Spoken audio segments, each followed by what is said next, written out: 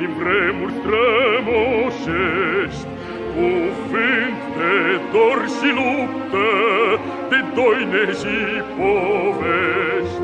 Dar dacă astăzi pacea e lege și scut, e pentru că pe lume partidul s-a născut.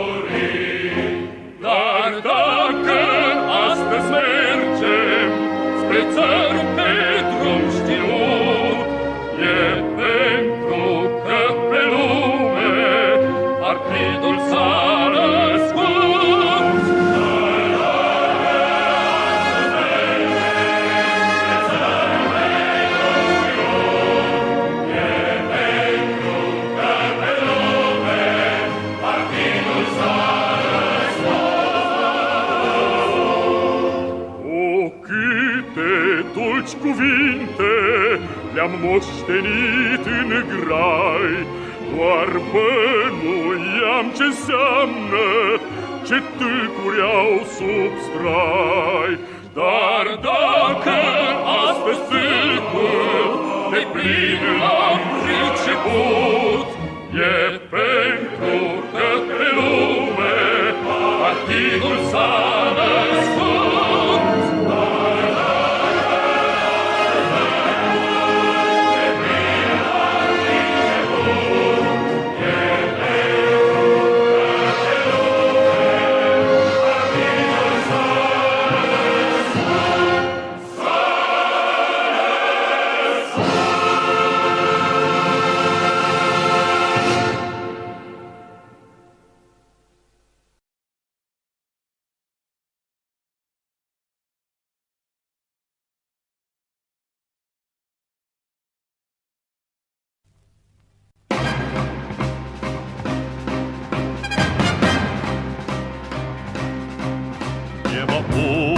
Утреннего стяг в жизни важен первый шаг. Слышишь, реют над страною ветры яростных атак. И вновь продолжает собой, и сердцу тревожно в груди. И Ленин такой молодой, и юный октябрь впереди. И Ленин такой молодой, и юный октябрь впереди. Весть летит во все концы, вы поверьте нам, отцы, будут новые победы, станут новые бойцы.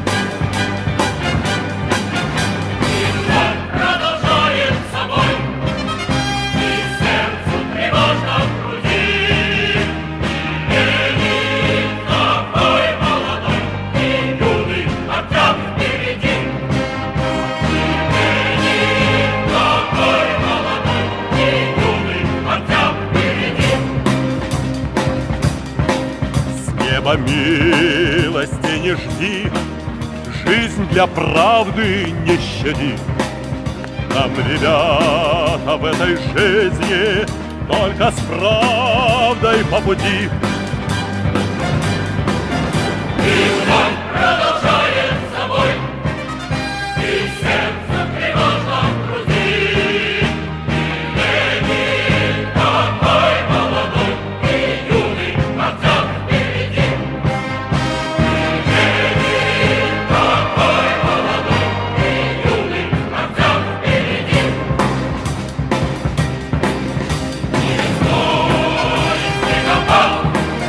Не реке, не вода.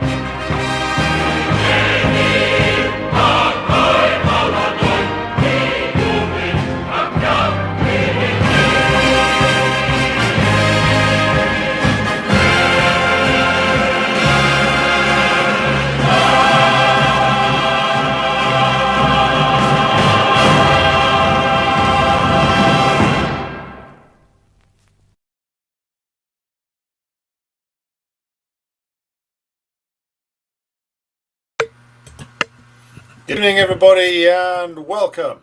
It is the evening of the 3rd of October 2025, and here we are for a live stream. It's been a few days, been very busy with decline and fall business. A lot of good stuff coming up there, but more to that on the appropriate channel. So, tonight I'm going to start off our now regular series on the Sino-Soviet split by talking about the reason why we're looking at this and the historical setup to it. So, first of all, the reason why this is such an important period in history, because it's a period, not just a singular event. And the reason why this is so important is because it represents the moment when the revolutionary wave that had been flowing after World War II starts to disintegrate. And the primary fault here, of course, lies with the Khrushchevite revisionists and their acolytes in the various communist parties around the world. But what it produced was ultra left and right opportunist splits in the international communist movement that proved to be absolutely fatal for the prospects for revolution, certainly inside Europe, where there could have been revolutionary events. That revolution was quite close, arguably, in the late 60s and early 1970s. But the split in the international communist movement provoked by Khrushchev meant that a lot of the best people who could have been revolutionary militants ended up going over to what became ultra left Maoist parties, which, whilst talking the language of revolution, were wholly incapable of winning over the masses. Whilst the communist parties in many parts of the world, especially in the Western industrialized nations, the imperialist nations, ended up becoming ultra right wing, opportunistic, social democratic, revisionist, reformist parties, no different to, or very little difference to the parties of the Second International. And a lot of this is down to the split in the international communist movement and what provoked it and the response to it. And it is crucial for understanding the further development or degeneration of the Soviet Party, freed from its biggest external constraint, which was the CPC. There was a period up to the very early 1960s where there was a growing dispute, and we'll examine the documents in that dispute as this series goes on, where between Khrushchev's not so secret speech and the eventual split in 61, there was a period where the Chinese tried to exercise influence over the international communist movement and stay within it. Ultimately, they were unable to do so for reasons we will get into. But first of all, let's turn to an examination of why the split was so devastating. And to do this, we have to go back to a look at the history of both the Soviet revolutionary process and the Chinese revolutionary process. Now, the history, of course, between Tsarist Russia and the fading and decaying imperial China was one of the Tsarist empire, or more specifically, the Tsardom in its period of imperialism. Because, of course, as Lenin observed, the Tsarist empire became something or something relatively different, I should say, in the period of capitalism, because, of course, it acquired an aggressive, expansionist, imperialist bourgeoisie, which very much wanted to further dismember the decaying Chinese state at the end of the 19th and the beginning centuries. And this, of course, is significant for the Chinese because this became as part of what they call the century of humiliation. From the middle part of the 19th century to the mid part of the 20th century, you get over 100 years of vicious war being waged upon the Chinese nation by, first of all, the British, but also the rest of the European imperialist powers, France, Italy being in there as well, the Russian Tsardom being in there, particularly in its more aggressive capitalist imperialist period towards the end of the 19th and beginning of the 20th century, with, of course, the Russian Tsardom gaining gaining concessions inside China, making land claims inside China, and of course participating jointly with Britain, France, Italy, and the United States in the suppression of what was known as the Boxer Rebellion in 1900. So the history between the Russian Tsardom, Russian imperialism, and China was, of course, one where the Tsardom was one of the predators trying to consume elements of the old decaying Chinese state. And conversely, when the Bolshevik Revolution not only destroyed the Russian bourgeoisie, at least temporarily, and overcame the legacies of the old Tsarist state, it was faced with a situation where the legacy of the old Russian imperialism was one where the Russian state under the Tsar, but of course under the Russian bourgeoisie as well, claimed certain territories inside China, but also was owed debts by the Chinese state, and the Soviet Union under the early Bolshevik government renounced all of these. And this is, of course, a case where an imperialist power, when, first of all, the Tsardom was destroyed by a popular revolt, which brought the feeble and pathetic Russian bourgeoisie to power, but then the Russian bourgeois state was overthrown in October 1917, brings the proletariat and peasantry to power. And it is the early proletarian state, in alliance with the peasantry, that renounces Russian imperialism, something which drives Russian monarchists and pro-capitalist types mad to this day. But it's a really positive example because it shows how a proletarian state can actually become an ally to the oppressed nations. And this is what happens in the case of China. In the case of China, there is a bourgeois nationalist movement in China from the early part of the 20th century. You see, as the century of humiliation rolls onwards, Chinese intellectuals begin to, of course, look elsewhere for inspiration as to ideas that can get their nation out of the hole that the decaying feudal state has got itself into and has been pushed further into by the British imperialists as part of the Opium Wars and by the other imperial nations trying to seize various ports, etc. It's, of course, how Portugal gets Macau. It's how the Brits get Hong Kong.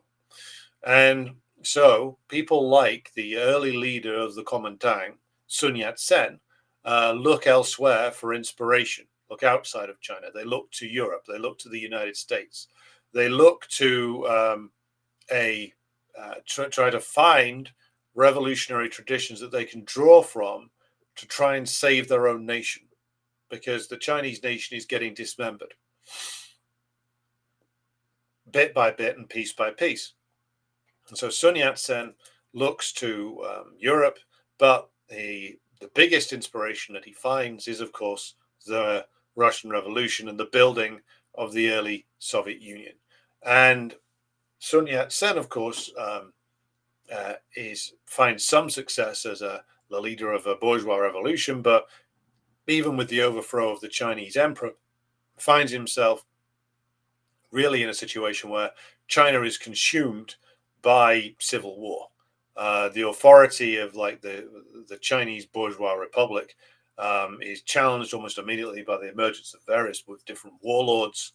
And China, after 1911, becomes subject to a long-running civil war followed by a war of conquest waged by imperialist Japan, and also a revolutionary war waged by the CPC under Mao and others, which ultimately triumphs. But in that period immediately after the Bolshevik Revolution, this influences very much the sort of later period in Sun Yat-sen's life, and it influences the program at that time being put forward by the Kuomintang.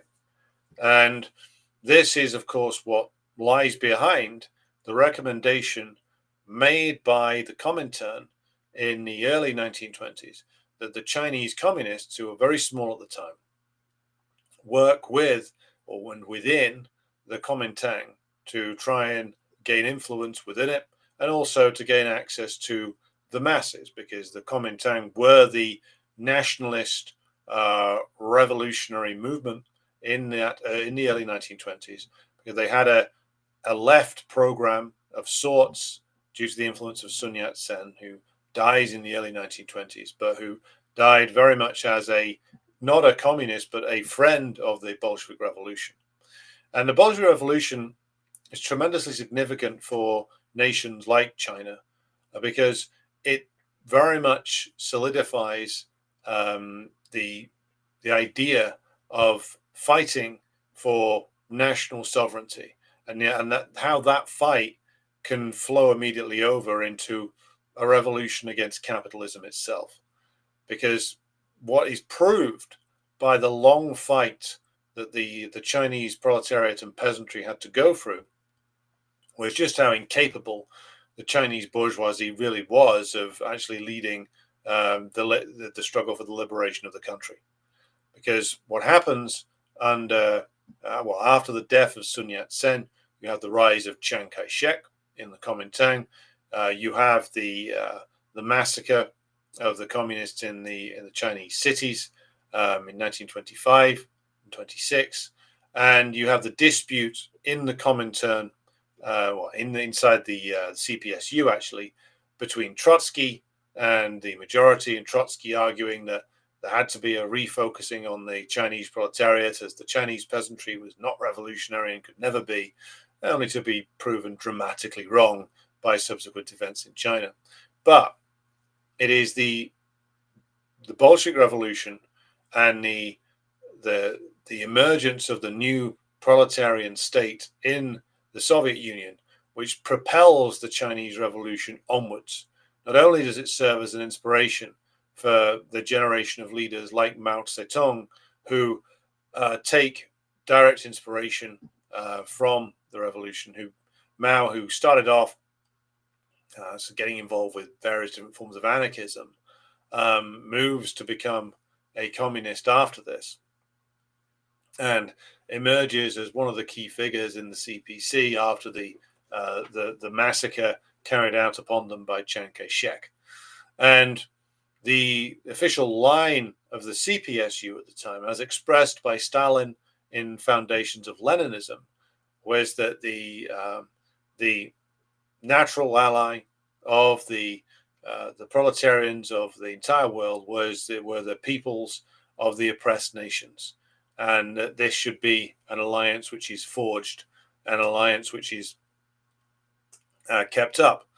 And so, again, for a nation like China to see one of their former exploiters overturned by the proletariat and the peasantry in alliance with each other, to see the claims that the old Russian state, Russian empire had made against China, to see those claims dropped and renounced. This is all tremendously influential stuff. And the long war that the Chinese to fight against the Japanese imperialists is also important to consider here, because the real ally that they had by the end of that war, and remember, this is a war which is waged from 31 to 45 against Imperial Japan. Just in passing, it's worth mentioning that Japan emerging as this imperialist power was very much something that was influenced by the United States and the British to a degree. But the Imperial Japan emerges under the rule of what's referred to as the Zaibatsu, which is these giant capitalist corporations, largely family run. So the big Japanese names like Mitsubishi, etc. These are names which go all the way back to the early part of the 20th century, which first emerge as these large-scale capitalist enterprises, very much integrated, of course, with the Japanese state. And Japan's rapid success means it becomes an imperialist power, and it looks for areas in its region to prey on, with the disintegrating, semi-feudal, warlord-torn China being the prime target. The Japanese had already taken over with great brutality Korea. We've talked before on this program about how the Japanese are even more hated in the DPRK than the Americans, because the Japanese directly occupied all of Korea for a very long time, up to like the early up to 1945, were replaced really by the United States. But the Japanese exercised a level of brutal horror against the Korean people, which even the crimes committed by U.S. imperialism can't really match. That's a whole other story. We'll probably go into it at some point. But needless to say, Japan was looking to acquire territories to hyper-exploit in the same manner that the Europeans had acquired them. They thought that they were going to get heavily rewarded for joining the British side in World War One. The rewards weren't forthcoming, so the Japanese go more into business for themselves, and they look to acquire territories in the troubled former Chinese state. And this leads to the invasion of Manchuria in 1931, and begins the long fight that the Chinese have to have against Japanese imperialism. And it's a fight that is one that is sporadically committed to in a unified fashion by Chiang Kai-shek and the Kuomintang. The Mao and the Chinese and the CPC leaders repeatedly offer Chiang Kai-shek an alliance. He turns them down repeatedly. In the end, they had to sign. He had to sign a joint working agreement, shall we say, with the CPC, literally whilst being held at gunpoint by his own generals. Because Chiang Kai-shek, in the end, the only thing he was dedicated to was trying to destroy communism, trying to destroy the CPC, at the behest of the worst comprador elements in amongst the Chinese capitalist class, or as Mao used to refer to them, the bureaucrat capitalist class, and of course the landlords. Now the CPC pursued the alliance with Chiang Kai-shek even after he had massacred communists on multiple occasions, even after they'd been obliged to go on a very, very long the long march. Even after all of these crimes, they still offered the Kuomintang leaders an alliance against the predatory imperialism of Japan. And this is, of course, what led to ultimately an alliance which persisted for a while towards the end of the war, but it was always shaky. And what it did do, though, the Chinese resistance to the Japanese fascism, was it tied down millions of Japanese forces who were unable to be committed to the defense of the territories in the Pacific that Japan had acquired. So it made the American forces' task in the Pacific theater easier, because so many Japanese soldiers were tied down fighting in China, and they were never able to suppress the Chinese resistance in the rear either. And then, of course, towards the end of the war, the Soviet Union came in with full force and liberated Manchuria, delivering crushing defeats to the Japanese forces there. And this is, of course, tremendously important, because that was the death blow to the Japanese. They could no longer hang on anymore. It's also why that old crook and mass murderer Harry Truman dropped the bomb on Japan, not because he feared an invasion of the Japanese islands, not because they thought that the Japanese were going to hang on for much longer, but because essentially they realized that if Japan surrendered, it would be a victory for a victory, including the Soviet Union, and they had to bring it to a close on their terms, and also they had to send a warning to the Soviet Union that they had this weapon of mass death, the nuclear bomb at the time, and they were the only ones that had it. And so essentially, and also there was those in the Anglo-American power structure who wanted to use this on the USSR.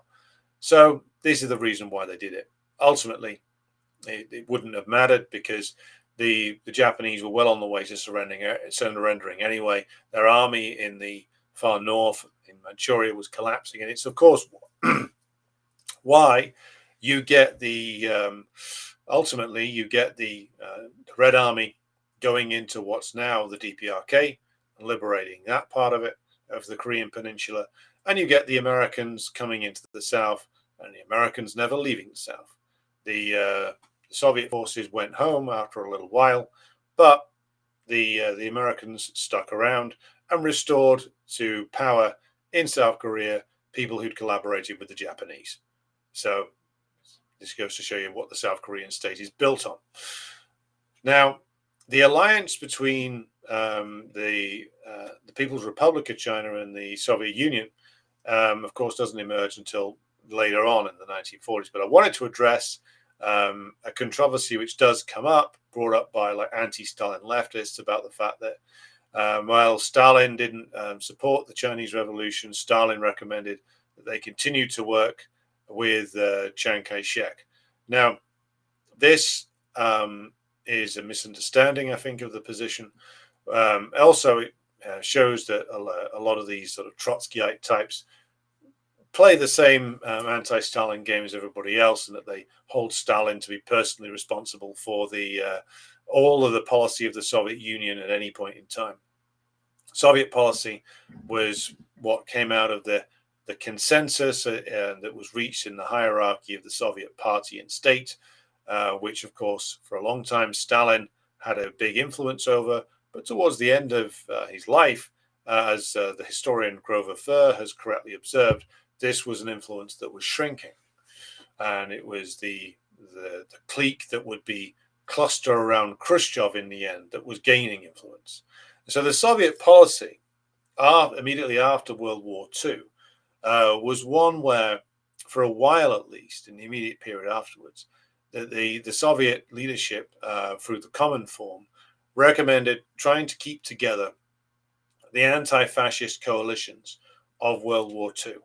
This was policy for a while in the West, to pursue the joint struggle against fascism further, and that this was going to be part of policy going forward. It would guarantee, according to those who came up with these ideas in the Soviet hierarchy, it would guarantee peace after World War II, because everybody would come together to make sure that fascism didn't reoccur and the anti-fascist coalition would be kept together. Of course, none of this happened. Before even the death of FDR, you have various elements in the hardline elements in the American imperial state getting together to plot the next move, which was a move against the Soviet Union itself. The intellectuals of the ruling class in the United States worked out a scheme by which they were going to pursue their anti-communist crusade, and it was being pursued even before the war was over. They were lining up people Dulles was going over to Europe to meet in Switzerland with SS men to put together their anti-communist coalition for after the war, which involved recruiting essentially a huge number of German, Italian, Croatian, and other nationalities from the Central and Eastern Europe, fascist types, to head up the various anti-communist networks that the US would take over after the war. So the US's anti-communist crusade was built on a hardcore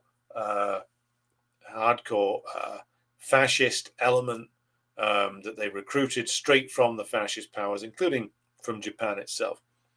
Various Japanese war criminals actually escaped justice at the end of World War II because they were recruited directly into the service of the United States. So, to reiterate the point, the policy of the common form after the immediate end of World War II was to try and keep together the anti-fascist coalition.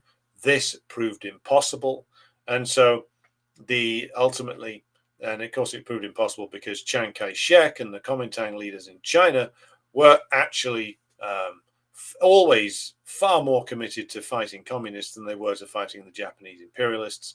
And so when they got the opportunity to revert to type, they did do. But ultimately, this was a gamble that they lost. The CPC had gained in strength and experience throughout the long struggle against Japanese fascism, and were able to bring all that experience to bear, defeating Chiang Kai-shek and the Kuomintang, and of course forcing their retreat to the island of Taiwan, where their political descendants remain to this day. Though strangely enough, it's the political descendants of Chiang Kai-shek in his old party, the Kuomintang, who are now more keen on peaceful reunification than the Democratic Party opponents. But that's a digression we'll come back to later. But the ultimate triumph of the Chinese Revolution in 1949 is an event in the 20th century, which is second only to the Bolshevik Revolution of October 1917 itself. It, of course, leads to the almost immediate effect of securing the liberation of at least northern Korea after the heroic Chinese intervention and Soviet intervention as well, lest we forget that the volunteer Soviet pilots provided the air cover and did battle with the US imperialists in the skies above Korea. And many, many thousands of Chinese volunteers died, including, of course, one of Mao's own sons, in the liberation of the DPRK against the American imperialists. But the alliance between the Soviet Union and China in that early period, in 49 to 56, is very close. The Chinese industrialization, this was subject to a lot of debates in the Chinese party at the time over what exactly was going to be the way forward, but they, broadly speaking, wanted to follow the plans and the successes of the Soviet Union, meaning the 5-year plans. And there was a lot of Soviet experts who were attached to various different industrialization projects in the People's Republic of China. So by the time that Stalin dies, this is a very close alliance, despite the fact that, of course, the Chinese Revolution is inevitably taking a slightly different course than the Soviet one, because even though there was an element of national liberation in the struggle against foreign intervention in the early period of the Soviet Union, in China you had a more prolonged struggle for the reunification of the country and against foreign intervention and against a much, much longer period of foreign domination than that which the early Soviet Union went through. See, as Lenin correctly pointed out, the Russian bourgeoisie were, on the one hand, wannabe imperialists, but also, on the other hand, controlled themselves by the bigger imperialist powers, particularly Britain and France. And this is, of course, one of the contradictions of Russian imperialism. But for all the backwardness of the Tsardom and the wretchedness of the Russian bourgeoisie, the Russia did not go through the century of humiliation that the Chinese did. The Chinese had gone through, of course, many decades of defeat and disaster and foreign oppression at the hands of many different imperialist powers, principally Britain, France, sort of as well, but not to the same extent as the British, Portugal with the seizure of Macau, and of course militarist Japan. And it was also the fact that the Chinese had to struggle to bring back together the integrity of the country, which had all of these have very heavy influences within the CPC, influences which are there to this day. So arguably, the CPC leadership was more forged by a national liberation struggle than it was by the class struggle. It's an argument which I know will attract some controversy, but let me expand. The national liberation struggle in China proved to be only capable of being waged properly by the CPC. Why? Because first of all, you had China divided between various different warlord factions.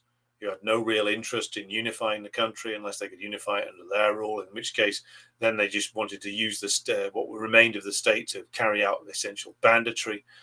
But the landlords and the Chinese capitalist class was, again, an incredibly feeble creation, very weak, very dependent upon the imperialist powers, and also quickly adapted itself towards, or some of them at least did, towards collaboration with Japan. So the CPC has to wage a war of national liberation, principally using the forces that were available to them via recruitment en masse of Chinese peasants, unified under a more proletarian ideology. But again, what the liberation struggle proved was, because the Kuomintang was something that was based on Chinese capitalist class and to a certain extent the Chinese landlords as well, they were much more invested in suppressing the peasantry and the working class than they were in struggling against the Japanese.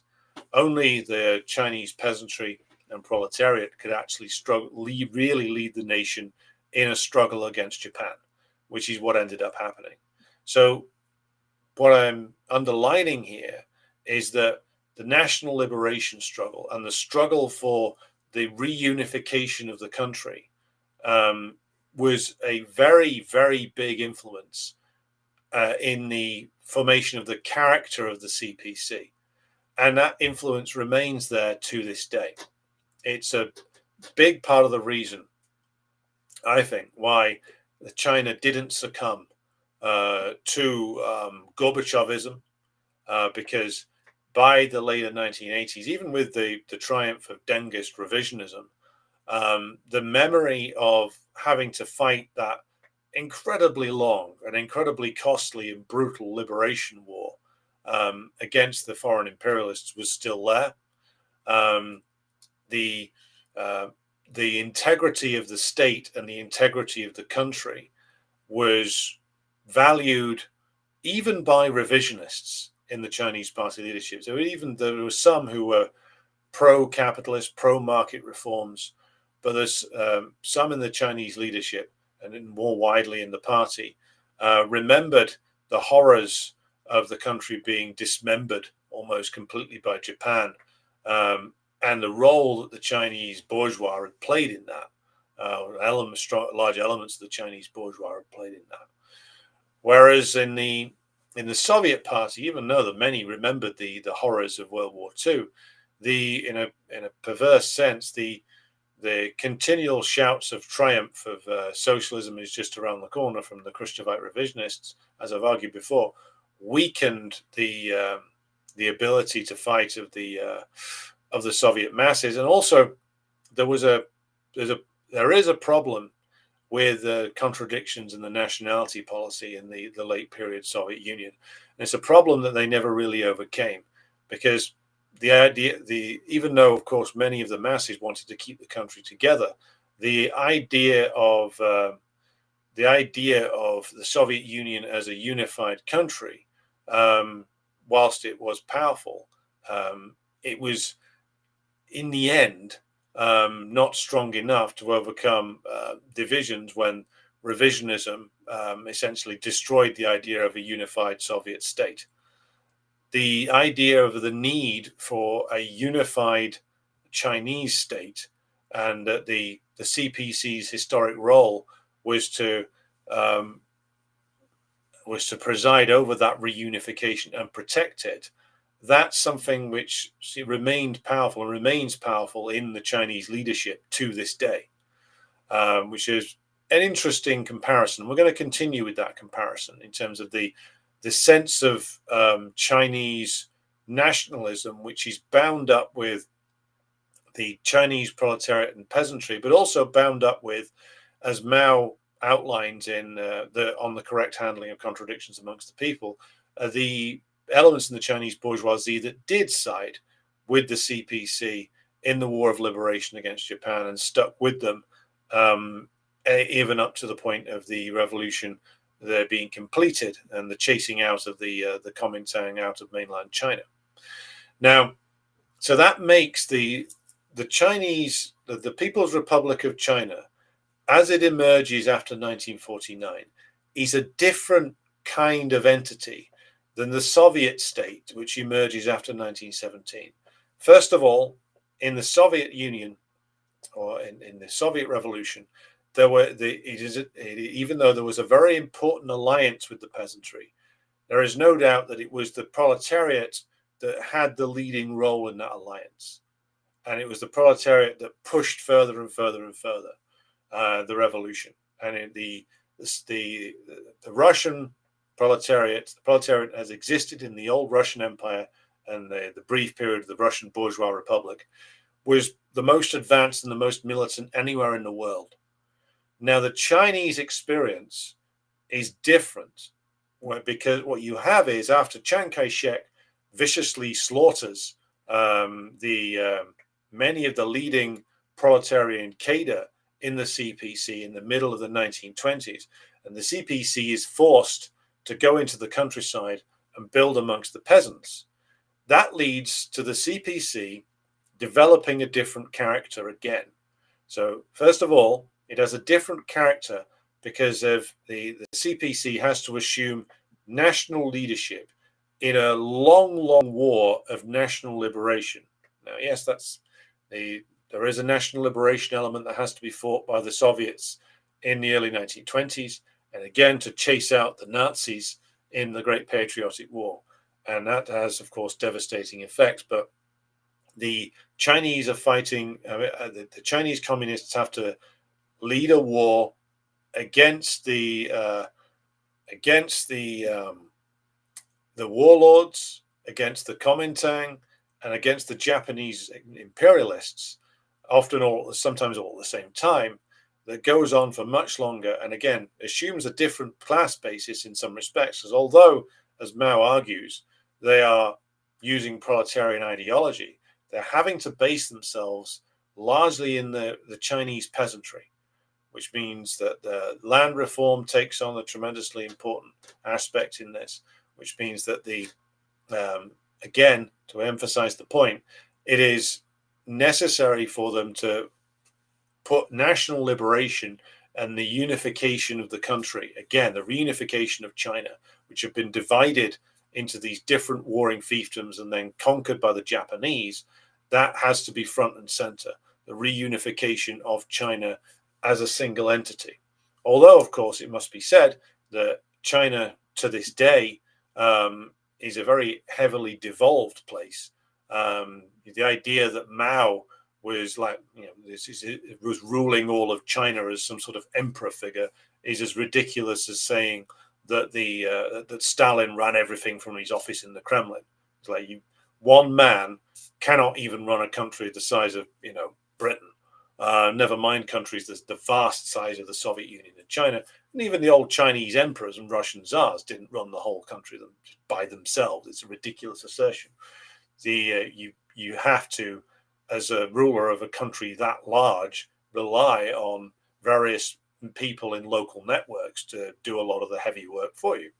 How could it be otherwise? But the point is that the People's Republic of China, as it emerges into the 1950s, very much is of a different character, because it is very much emphasis on that People's Republic element. There's a lot of people in the leadership of the CPC, and this comes very important in the Cultural Revolution later on, who, whilst they are in the Communist Party of China, are much more leaning towards the idea of, we will have a national liberation process, and then we will develop the country using capitalist methods. So that idea that Deng Xiaoping is credited with being the capitalist roader, well, he didn't invent it. Those elements were always there within the Chinese leadership, and they were quite openly there for a long time. That's one of the reasons why Mao has to write on the correct handling of contradictions amongst the people, and how he writes about how you must correctly identify what's a contradiction and what's an antagonism, and who is one of the people and who is a traitor, because there are a lot of contradictions in the Chinese party and state in the middle of the 1950s.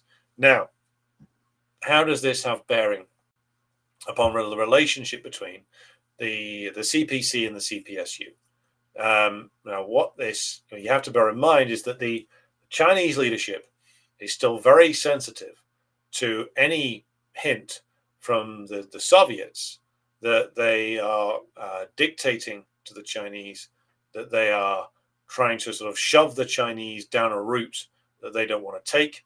And so when Khrushchev later, in his usual crass, crude, and rather stupid fashion, starts doing things like that, of course, it's going to create more and more severe problems between the Chinese leadership and the Soviet leadership. We'll come to that in future episodes.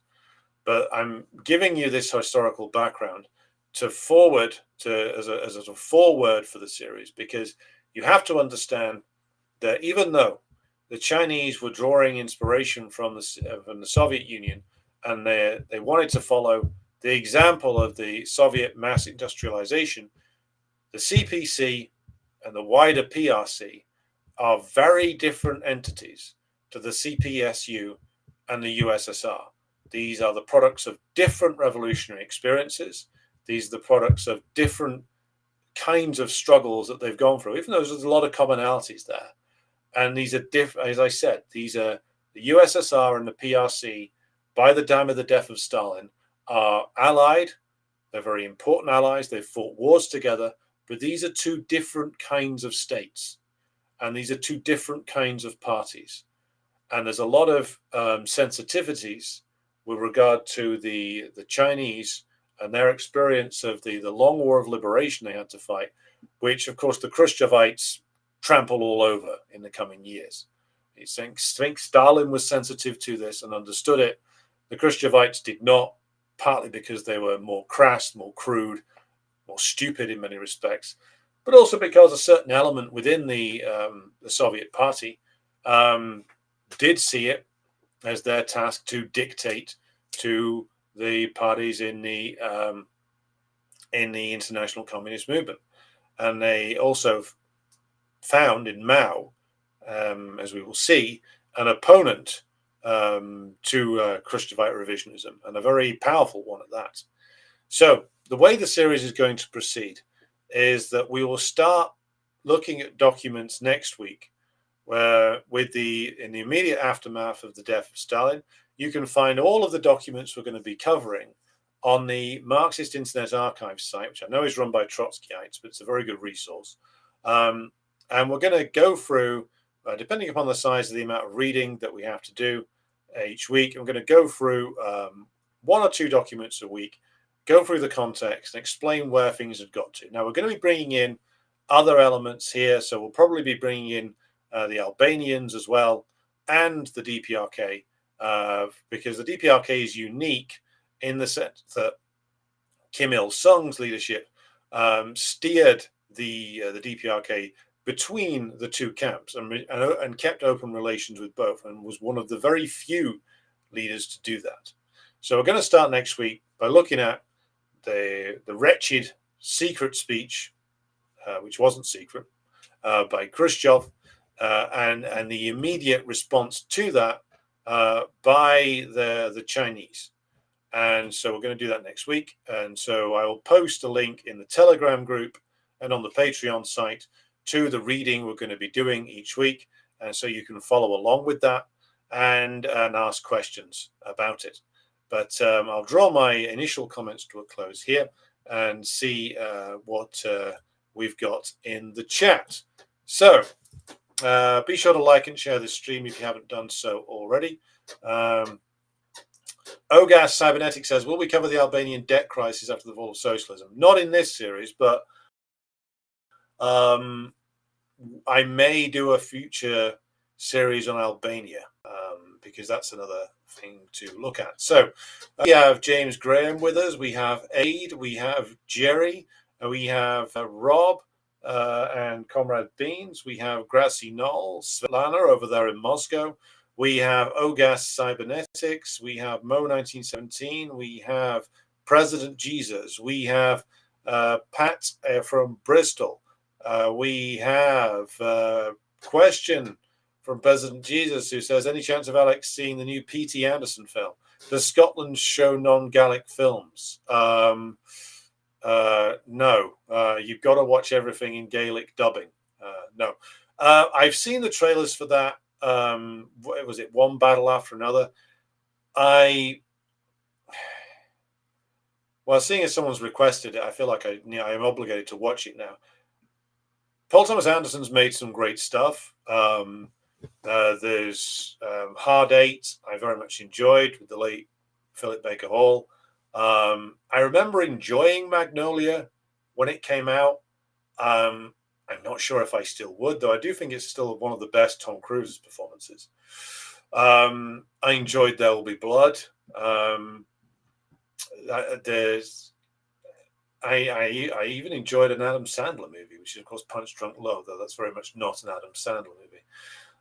It's a P.T. Anderson movie. So maybe, I probably will have to watch this now, seeing as how it's being praised all over the place. To be confirmed when I can get around to reviewing that, though. Talking of film reviews, though, the latest film review is up now on the Patreon site. That's a review of Martin Scorsese's 1990 film Goodfellas. This will be followed up by a review of Scorsese's 2019 film The Irishman, which generates a lot of polarizing, shall we say, comments. So check out the Patreon site for that.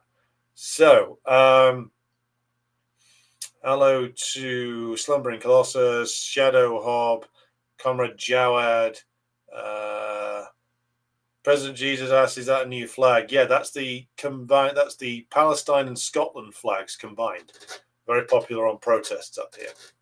Have I been forced to watch Outlander yet? No, but it's only a matter of time. Surely that will happen.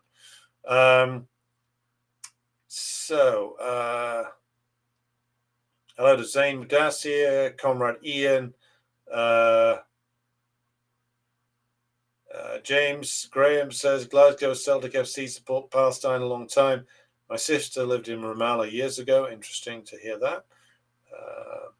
Bertram Clement says, if it wasn't obvious enough how much of a tool of imperialism the UN has always been, they only considered Chiang Kai-shek as the legitimate leader of China until 1971. Well, that was at the insistence of the US imperialists. Like, the UN just did what US imperialism wanted.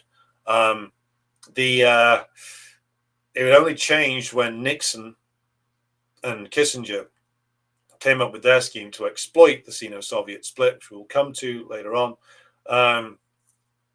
And the insistence by like the sort of hardline fascistic elements in the American state structure that they were only ever going to recognize Taiwan as real China kind of got undone by the schemes of Nixon and Kissinger in the early 1970s. It was a ludicrous insistence, and it was always going to come to a close in the end. But yes, it reveals just how empty the UN has always been. Hello to Walter.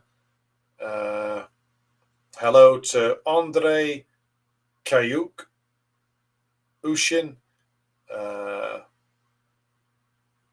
Actually, with the death of Stalin, the red projects in Russia started to turning off. Not quite sure what that comment's leading to. Hello to Maria, who's enjoying the analysis so far. Hello to Louise Clifford out there in Australia.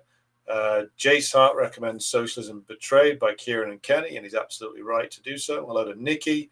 Hello to Gleb Perch, who recommends reading With Stalin by Hoja. Good point. Callum Roche says, saw it on Tuesday. I believe you're referring to the P.T. Anderson movie. It's pretty good. Well, I will put it on the list. Question from Mr. Xavier. If America attacks Venezuela, could Venezuela use it as a chance to crack down on the compradors within? Well, I mean, the risk of making myself look foolish, I will take a wild guess at this, and I would say that the U.S. isn't going to attack Venezuela openly. Now, they will try all kinds of other things. They'll probably try another uprising. They'll probably try another color revolution. They'll probably try to inspire revolts in the army, but they won't be able. They don't have the capacity, not without a massive mobilization, far bigger than the one they've done,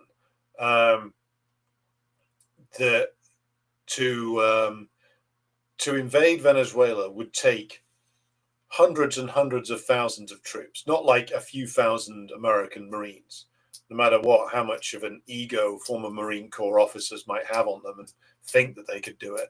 Like, the Venezuelans are building a civilian militia for very good reasons. They've had the Russians unofficially and now more officially, like, helping them out on defense issues for many years.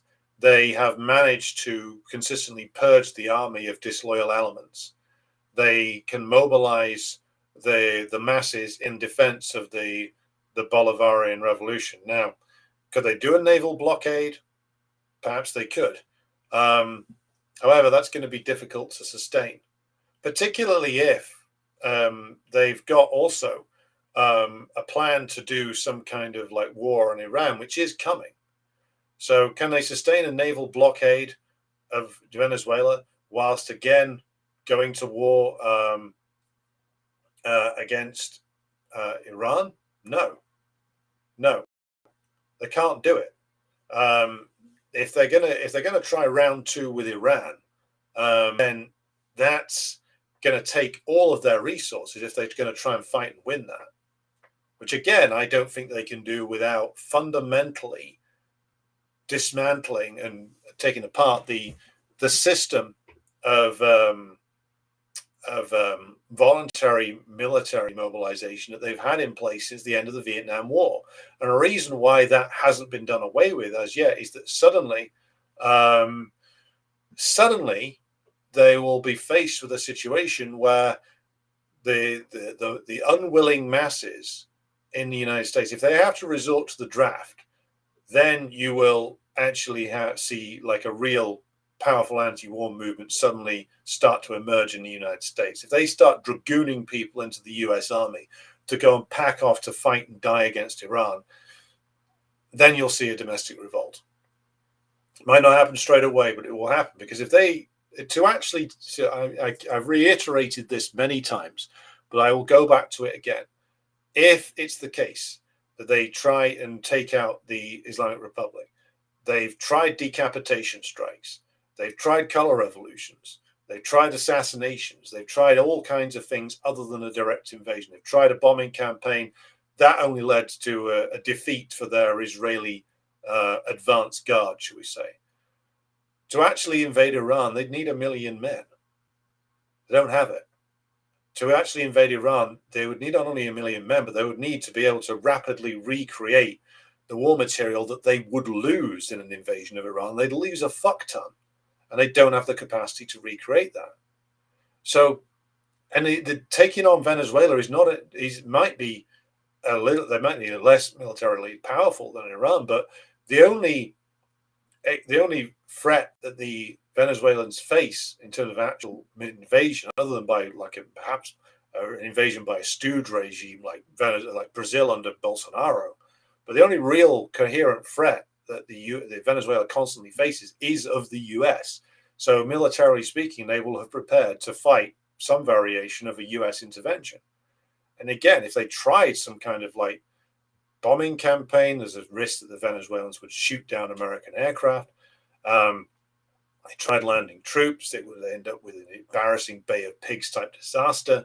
If they try hiring mercenaries, then it will end up with them all getting captured and maybe killed. So what's going to happen is what's going to happen is a lot of noise, probably some kind of coup attempt. What's probably going to happen is like a lot of like melodramatics from Trump, and they're probably going to try to either pay off or buy off, I should say, the hierarchy of the Venezuelan military, which I don't think will work. The Venezuelan government has been, under both Chavez and Maduro, has been careful to purge the ranks and also to have the civilian militia as a counterweight to the military. So they can't do a direct invasion. Naval blockade, I don't think will work. They can't sustain this whilst also trying a war with Iran. None of this is going to work. They can't do it fundamentally unless they're prepared to risk inspiring an open revolt on their own territory, because they would need to do a mass call up, first of all, of National Guardsmen to go off and fight and die in Venezuela. Well, that's not going to go down very well, is it? Trump is not a popular figure, nor would a war make him more popular, no matter how they dress it up. He can't lead the US in a war situation. He ain't fucking FDR. He's not even LBJ. He's not even Ronald Reagan. This doesn't work. So no, I don't think they're going to try it.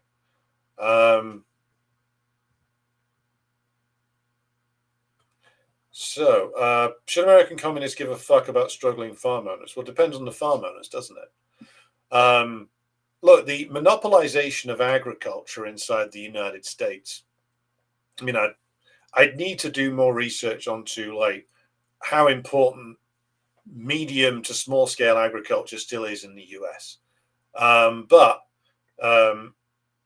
if it is the case that smaller family-owned farms are still agriculturally important in the US, there's a legitimate question for American communists to ask in terms of tactics of whether it is tactically valuable to side with the small farmer against the monopolist. And again, I don't know enough about land ownership in the United States to give you a real answer to that at this stage.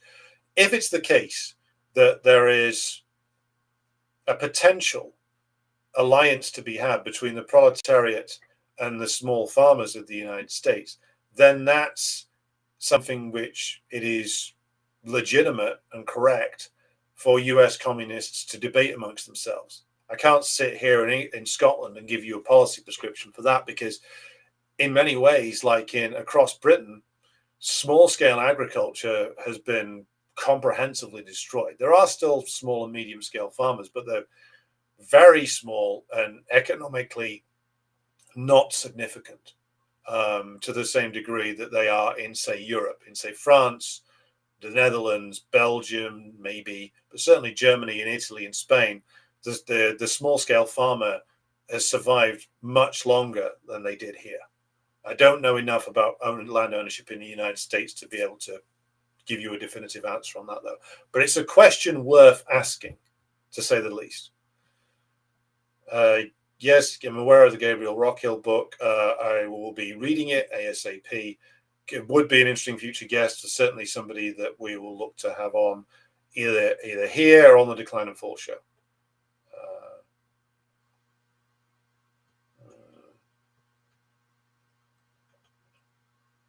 Right.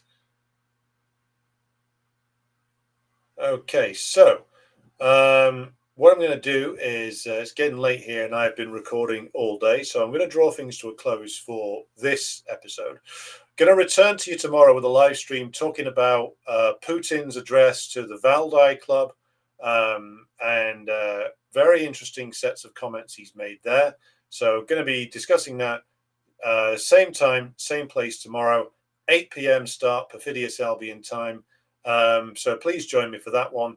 Audio version of this podcast will go up on the Patreon site tomorrow. Thanks to everybody who supports the show on Patreon. Buy me a coffee. Couldn't do this without your help. More content coming up on the Patreon side next week, so stay tuned for that.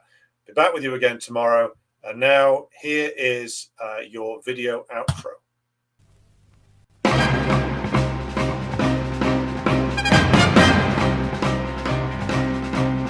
Небо утреннего стяг, в жизни важен первый шаг.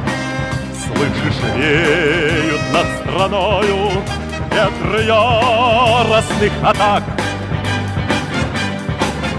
И вновь продолжает собой, и сердцу тревожно в груди. И Ленин такой молодой, и юный октябрь впереди. И Ленин такой молодой, и юный октябрь впереди. Весть летит во все концы, вы поверьте нам, отцы. Будут новые победы, станут новые бойцы. Продолжает собой, и сердцу тревожно в груди. И Ленин такой молодой, и юный октябрь впереди. И Ленин такой молодой, и юный октябрь впереди. С неба милости не жди, жизнь для правды не щади. Нам, ребята, в этой жизни только с правдой по пути.